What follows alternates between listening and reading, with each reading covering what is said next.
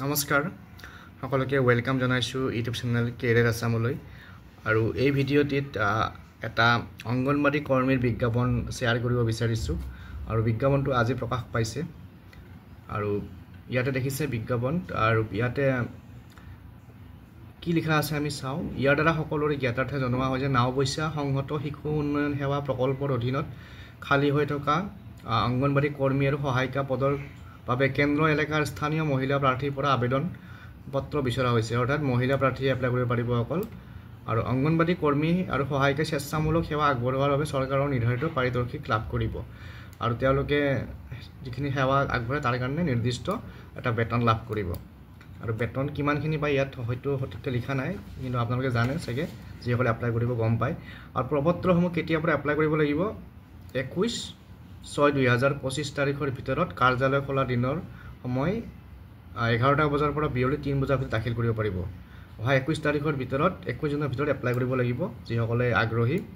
তাৰ পিছত এতিয়া অংগনবাড়ী কেন্দ্ৰ ক'ত খালী আছে পোষ্টটো এইবিলাক লিখা আছে ইয়াতে বালিজান ইয়াতে পদৰ নামটো আছে অংগনবাড়ী কৰ্মী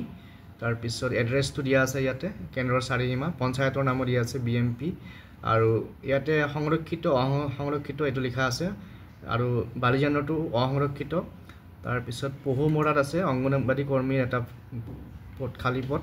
তাৰ পিছত পঞ্চায়তৰ নাম পহুমৰা আৰু এইটো পোষ্ট আনৰিজাৰ্ভ অসংৰক্ষিত তাৰ পিছত খনাজান আহোম তাৰ পিছত অংগনবাড়ী কৰ্মীৰ পহুমানা পঞ্চায়তৰ আণ্ডাৰত এইটো অসংৰক্ষিত তাৰ পিছত সুমনি অংগনবাড়ী কৰ্মী পঞ্চায়ত সিংৰা আৰু চাহ জনগোষ্ঠীৰ বাবে এইটো সংৰক্ষিত আছে তাৰ পিছত পহুমৰাত সহায়িকা এটা পদ আছে আৰু ইয়াতে এই পোষ্টটো অসংৰক্ষিত তাৰ পিছত দিখমুখীয়া ইয়াতে এটা সহায়িকা পদ আছে এইটো অসংৰক্ষিত তাৰ পিছত 2 নং ৰামপুৰ বগীবিল পঞ্চায়ত সহায়িকা অসংৰক্ষিত তাৰ পিছত 2 নং জোৰখাট বনিয়া সহায়িকা ইয়াতে পঞ্চায়ত আছে তেলাহি আৰু এইটো অনুসূচিত জাতিৰ বাবে সংৰক্ষিত এসসিৰ কাৰণে সংৰক্ষিত তাৰ পিছত পানীগাঁও সহায়িকাৰ পদ আৰু ইয়াতে পানীগাঁও পঞ্চায়তৰ অধীনত এইটো সংৰক্ষিত বৰালিমৰা ইয়াতে সহায়িকা পদ খালী আছে আৰু পঞ্চায়ত লোহিত খাবলু আৰু অনুসূচিত জাতিৰ বাবে সংৰক্ষিত অনুসূচিত জনজাতিৰ বাবে সংৰক্ষিত এইটো এসটিৰ কাৰণে সংৰক্ষিত তাৰ পিছত 110107 নম্বৰ গ্ৰান্ট পদটোৰ নাম সহায়িকা পঞ্চায়ত ডিজু আৰু চাহ জনগোষ্ঠীৰ বাবে সংৰক্ষিত কিমিন এক্স কলনী সহায়িকা পঞ্চায়ত ডিজু আৰু অসংৰক্ষিত পোষ্টটো অসংৰক্ষিত এক্স মিলিটাৰী সহায়িকা পঞ্চায়ত ৰামপুৰ বগীবিল আৰু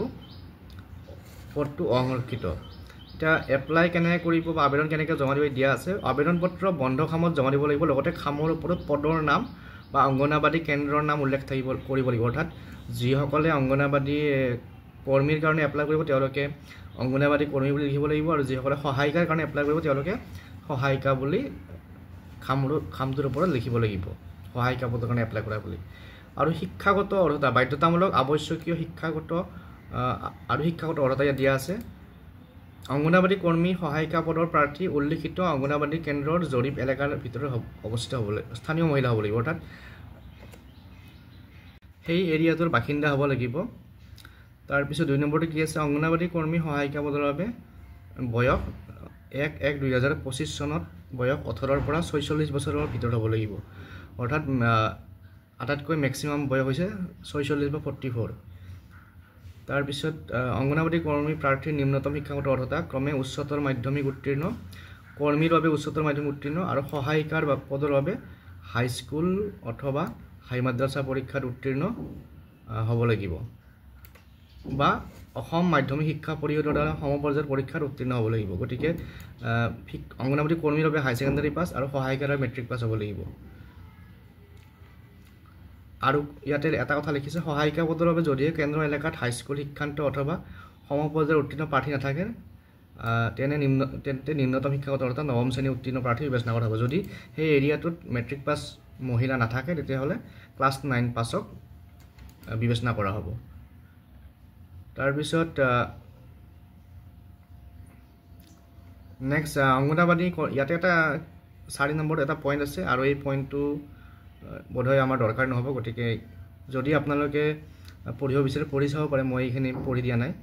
5 নম্বৰ পইণ্টটো কি আছে অংগনবাড়ী কৰ্মীৰ সহায়িকাসকলৰ বাসস্থান সম্পৰ্কীয় প্ৰমাণপত্ৰ স্থানীয় গাঁওবুঢ়া ৱাৰ্ড মেম্বাৰ গাঁও পঞ্চায়তৰ সভাপতিৰ পৰা প্ৰদান কৰিব লাগিব যিখন স্থানীয় বাসিন্দাৰ প্ৰমাণপত্ৰ এখন ল'ব লাগিব গাঁওবুঢ়া নাইবা ৱাৰ্ড মেম্বাৰ বা পঞ্চায়তৰ সভাপতিৰ পৰা আৰু কৰ্মী বা সহায়িকা পদৰ কাৰণে HLC HSLC HMLC উত্তীৰ্ণ হোৱা নম্বৰৰ মেধাৰ ভিত্তিত প্ৰাৰ্থী বাছনি কৰা হ'ব অৰ্থাৎ হাই ছেকেণ্ডাৰী মেট্ৰিকত যি নম্বৰ পাইছে তাৰ ওপৰত ভিত্তি কৰি প্ৰাৰ্থী বাছনি কৰা হ'ব আৰু অংগনবাড়ী কৰ্মীৰ অৱসৰৰ বয়স 60 বছৰ আৰু 60 বছৰ হোৱাৰ লগে লগে এই পদটোৰ পৰা ৰিলিজ পাব আৰু শিশু উন্নয়ন প্ৰকল্প বিষয়াক নিৰ্বাচিত হোৱা অংগনবাড়ী কৰ্মী সহায়িকাই স্বেচ্ছামূলকভাৱে সেৱা আগবঢ়াবলৈ সন্মতি প্ৰদান কৰিব লাগিব অৰ্থাৎ নিজৰ ইচ্ছাত কাম কৰিবৰ কাৰণে তেওঁলোকে এখন সন্মতি পত্ৰ প্ৰদান কৰিব লাগিব তাৰ লগতে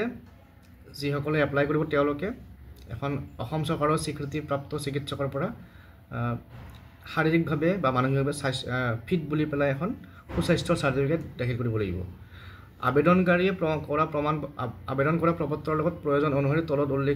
উল্লেখ কৰা স্বাক্ষৰিত প্ৰতিলিপি সংলগ্ন কৰি দিব লাগিব তো কি ডকুমেণ্টছ দিব লাগিব লিখা আছে প্ৰথমতে আছে শিক্ষাগত অৰ্হতা প্ৰমাণপত্ৰৰ নম্বৰ তালিকা আপুনি মেট্ৰিক পাছ বা হাই ছেকেণ্ডাৰী পাছৰ যি মাৰ্কশ্বিট আৰু চাৰ্টিফিকেট থাকে সেয়া দিব লাগিব আৰু আবেদনকাৰীয়ে আবেদন কৰা সময়ত বসবাস কৰি থকা সেই অঞ্চলৰ প্ৰমাণপত্ৰ যিখন স্থায়ী বাসিন্দা প্ৰমাণপত্ৰ দিব গাঁওবুঢ়া বা ৱাৰ্ড মেম্বাৰে সেইখন দিব লাগিব আৰু বয়সৰ প্ৰমাণপত্ৰ এখন দিব লাগিব আৰু চৰকাৰী চিকিৎসকৰ প্ৰমাণপত্ৰ তাৰপিছত যদি জাতি আছে SC ST এইবিলাক যদি আছে তেতিয়াহ'লে জাতি প্ৰমাণপত্ৰ দিব লাগিব আৰু আবেদনকাৰীয়ে ব্যৱহাৰ কৰা হোৱাটছআপ নম্বৰটো লিখি দিব লাগিব আৰু এইকেইটা কাৰণত যেটো আমাৰ আবেদন প্ৰাৰ্থীটো বাতিল হ'ব পাৰে মানসিক অৱস্থা যদি সুস্থিৰ নহয় বা ভগ্ন স্বাস্থ্য জটিল ৰোগত আক্ৰান্ত তাৰপিছত বিদ্যালয় তথা মহাবিদ্যালয়ত পঢ়ি থকা নিয়মীয়া ছাত্ৰী আৰু কাৰোবাৰ ফৌজদাৰী গোচৰ চলি থকা বা যদি দাখিল কৰাৰ পিছত অন্য কোনোবা ঠাইলৈ গুচি যায় তেতিয়াহ'লে সেয়াও নহ'ব গতিকে যিসকলে আগ্ৰহী তেওঁলোকে এই যিখিনি ডকুমেণ্টছ আছে সেইবিলাক দাখিল কৰি পেলাই ফৰ্মখন নিজৰ এপ্লিকেশ্যন জমা দিব পাৰিব গতিকে আজিৰ ভিডিঅ'ত এইখিনি ইনফৰমেশ্যন শ্বেয়াৰ কৰিলোঁ গতিকে আজিৰ ভিডিঅ'ত এইখিনি ইনফৰমেশ্যন শ্বেয়াৰ কৰিলোঁ যিসকলে চেনেলটো নতুনকৈ চাইছে ছাবস্ক্ৰাইব কৰি ল'ব এনেকুৱা ধৰণৰ অংগনবাড়ী সম্পৰ্কীয় বা আমাৰ বিভিন্ন ধৰণৰ মাজে মাজে গাঁওবুঢ়াৰ পষ্ট ওলায় তো সেইবোৰৰ কাৰণে চেনেলটো ছাবস্ক্ৰাইব কৰি থ'ব আৰু কিবা সবিশেষ জানিবলগা থাকিলে এই যিটো এড্ৰেছ আছে সংহত শিশু উন্নয়ন প্ৰকল্প বিষয়া নাওবৈচা সংহত শিশু উন্নয়ন সেৱা প্ৰকল্প নাওবৈচা এই অফিচটোত আপোনালোকে যোগাযোগ কৰিব পাৰিব গতিকে আজিৰ ভিডিঅ'ত এইখিনি জনালোঁ পুনৰ নেক্সট ভিডিঅ'ত এনেকুৱা ধৰণৰ বিজ্ঞাপন থাকিলে জনাম ধন্যবাদ